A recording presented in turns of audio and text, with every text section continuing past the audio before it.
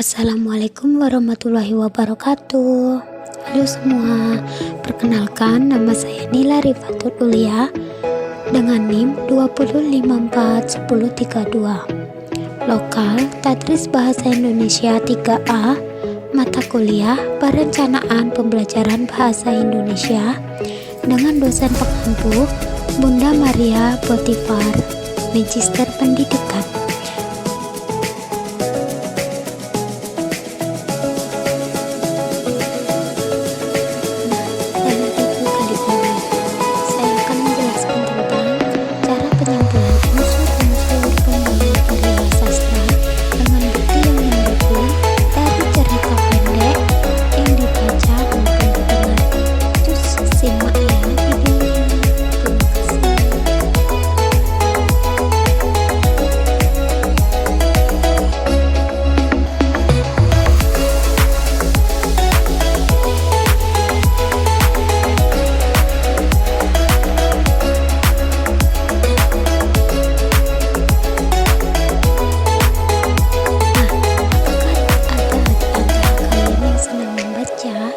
Kalau iya, kalian pasti tahu apa itu cerpen dan bedanya dengan novel.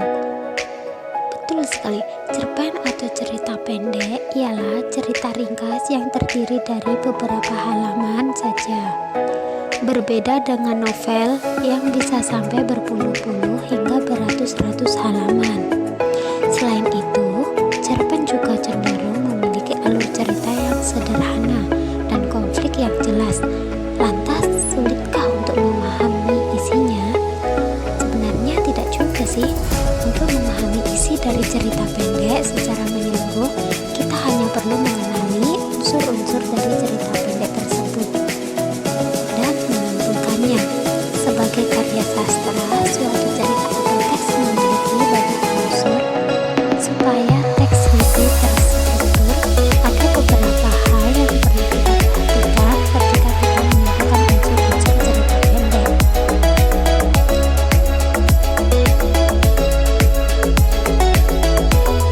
Nah, berikut cara menyimpulkan unsur-unsur cerita pendek.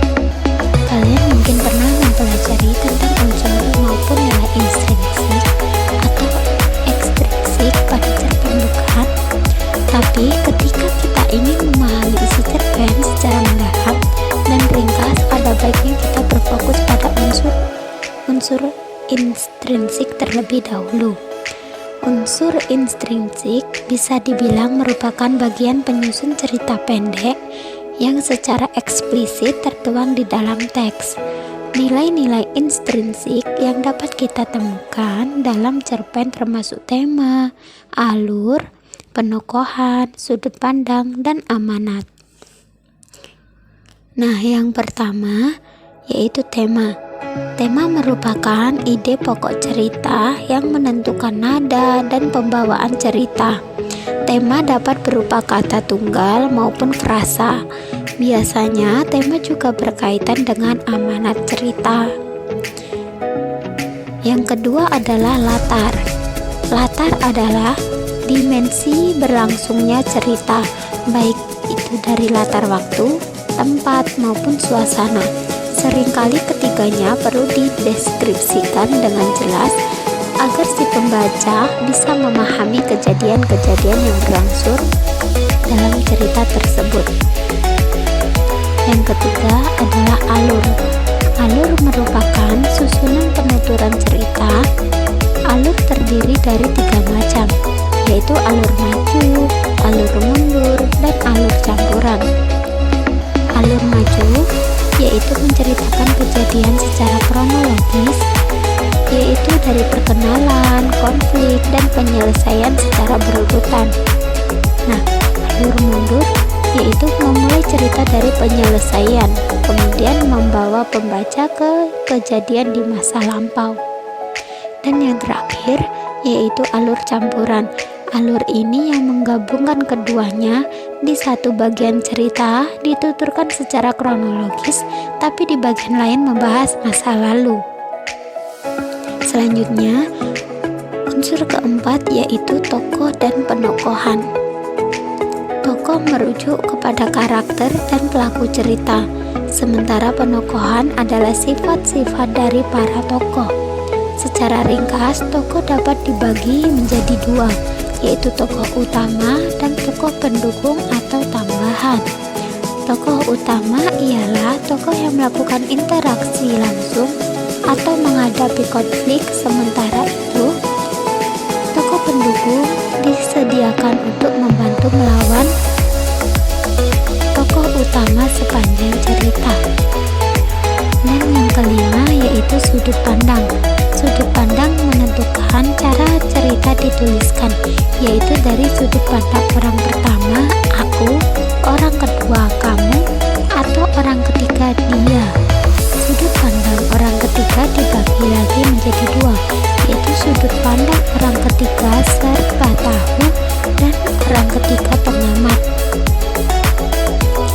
Nah, ketika menggunakan sudut pandang orang ketiga serba tahu, pembaca akan mengikuti kegiatan tokoh-tokoh dalam cerita secara bergantian, sehingga si pembaca mengetahui semua yang terjadi dalam cerita dari berbagai sudut pandang tokoh. Sementara itu, sudut pandang orang ketiga pengamat hanya berpatokan pada suatu tokoh saja dan mengikutinya hingga akhir cerita. Nah, yang terakhir adalah amanat. Amanat yaitu pesan yang bisa didapat dari cerita. Terkadang pesan cerita bisa berkaitan dengan tema cerita. Misalnya, ketika tema cerita adalah balas dendam, bisa saja amanat yang ingin disampaikan adalah supaya kita bisa mudah memaafkan orang lain. Nah, selanjutnya, cara menunjukkan simpulan unsur pembangun dalam cerita pendek adalah sebagai berikut. Yang pertama, cari seluruh unsur pembangun dalam cerpen, baik fisik maupun batin. Yang kedua, analisis kelengkapan unsur pembangun tersebut. Yang ketiga, tentukan hubungan antar unsur pembangun serta dampaknya pada cerita. Maksudnya, setiap karya sastra terdiri dari dua unsur pembangun. Unsur pembangun pertama yaitu fisik. Unsur ini terdiri dari unsur intrinsik dan ekstrinsik. Nah, unsur pembangun kedua yaitu unsur batin yang terdiri dari citraan. Nah, sebagai contoh dari kompetensi dasar yang saya ambil, bagi siswa kelas 9 SMP, cerita pendek atau biasa disebut cerpen merupakan materi wajib yang harus dipelajari dalam mata pelajaran bahasa Indonesia. Salah satu cerpen maupun cerita pendek yang dipelajari yaitu cerpen berjudul Pohon Keramat, karya Yus'er Ismail, yang menceritakan konflik perselisihan di kampung tentang rencana pembangunan pabrik di kaki gunung. Nah, berikut ini adalah pembahasan simpulan dan bukti unsur-unsur cerpen Pohon Keramat, mulai dari latar tempat, waktu, sudut pandang, karakter, hingga alur dan strukturnya. Yang pertama, unsur latar tempat. Perkampungan yang ada di kaki bukit atau gunung yang sangat subur. Buktinya terdapat pada paragraf pertama yang menceritakan atau menggambarkan tempat konflik secara umum. Kutipannya, di sebelah barat kampung ada gunung yang tidak begitu besar, disebut gunung. Barangkali tidak tepat karena areanya terlalu kecil. Nah, selanjutnya yang kedua, unsur latar waktu, yaitu saat masa pemerintahan kolonial Belanda. Buktinya, seorang tokoh yang bernama Jaya Sakti kabur untuk menghindari Belanda. Kutipannya, saat pendudukan Belanda di kampung saya ada seorang tokoh yang melawan Belanda dan berjuang sendirian tanpa pasukan. Yang ketiga, unsur sudut pandang, yaitu orang pertama. Buktinya, dalam cerpen Pohon Keramat, penulis memberikan sudut pandang orang pertama, yaitu saya, yang terdapat di beberapa paragraf.